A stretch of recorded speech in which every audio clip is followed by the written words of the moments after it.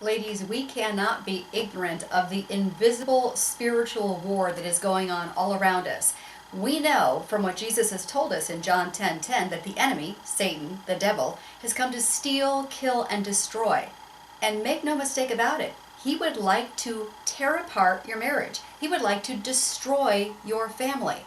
And he does this through some common schemes, and we need to be alert and wise to his schemes. One of his major schemes, lying to us. We know this from what Jesus said in John 8:44, where he described Satan as the father of lies. So he's often going to try to whisper lies to you. Lies like, your husband doesn't really love you anymore. You shouldn't be with this guy. He's a loser. He'll never change. There is no hope for you. You deserve a better husband, a different husband. Do some of these lies sound familiar? It might take a while for Satan to get these thoughts, these lies implanted in your brain, but oh, he's patient. He'll take years, if need be, to slowly try to plant those lies in your brain. We can deflect some of the enemy's schemes, though, by being wise to what he's all about. And I believe the Bible gives us 4 strategies here, and the first one really is recognizing that he is the father of lies, right? From John 8:44, recognizing that he is a liar. And so I often have to pause and ask myself when I find my brain going down a negative spiral regarding my husband or really with anyone, does this sound like a thought that God would be saying about my husband? Does this sound like something God would be saying? Or does this sound more like a lie from the enemy? Yeah, right there. I often nip it right in the bud. But then here's another strategy. It's a 2-pronged strategy that God includes in Revelations 12:11, where it's talking about Satan. It says, they overcame him, Satan, by the blood of the Lamb and the word of their testimony.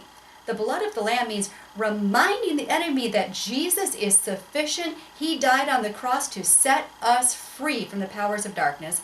And then secondly, the power of our testimony.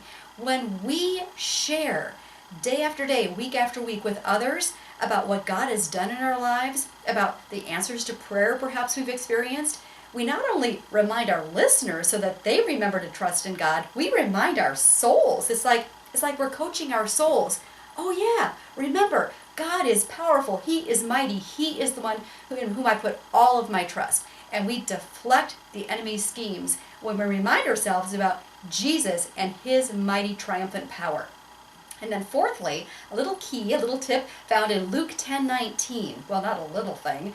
Jesus says to his followers, and that would be you and me, in Luke 10:19, I give you authority to trample on snakes and scorpions and to overcome all the power of the enemy. Nothing will harm you. Are you taking up that authority that Jesus has given to you? Or are you just letting yourself be pummeled by the enemy and just kind of drowning in self-pity and defeat? No, you and I are overcomers. We are overcomers because Jesus has given us that authority. Is it time to pray powerfully against the powers of darkness, to take up the sword of the Spirit and the shield of faith, and time to get proactive against the enemy, to pray throughout your whole household, to pray that God would fill your home and surround your home with angels? That's taking authority in the spiritual realm. Ways that we can defeat the enemy's schemes against us.